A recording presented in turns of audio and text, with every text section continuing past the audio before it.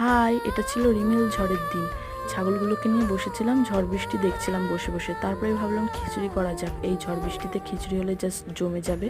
তোমরা কিভাবে কাটিয়েছিলে রিমেল ঝড়ের দিনটা কমেন্টে জানিও। তারপরে আমি বানিয়ে ফেলেছিলাম খিচুড়ি। দেখো, খেতে কিন্তু বেশ অসাধারণ হয়েছিল। ঘরে থাকা জিনিস দিয়ে আমি বানিয়ে ফেলেছিলাম। তারপরে খাওয়া দাওয়া করে নিয়েছিলাম। আর ঝড় বৃষ্টির দিনে কোথাও নিশ্চয়ই বেরোনো যায় না, তোমরা জানো। আর সাথে পাঁপড় ছিল। তারপরে ঘরের মধ্যেই ছিলাম, আর বেরোয়নি।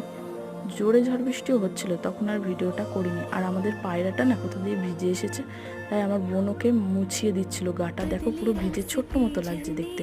আর ওর বাচ্চা দেখো, এইটা খানিকটা বড় হয়েছে, হাঁটতে শিখে গেছে। তো আজকের ভিডিওটা তোমাদের কেমন লাগলো কমেন্টে জানিও। বাই, সবাই ভালো থেকো, দেখা হবে পরের ভিডিওতে। আর দেখো ঝড় বৃষ্টি থেমে গেছে এখন, কিছু গাছও ভেঙে গেছে, সেগুলো আর দেখালাম না।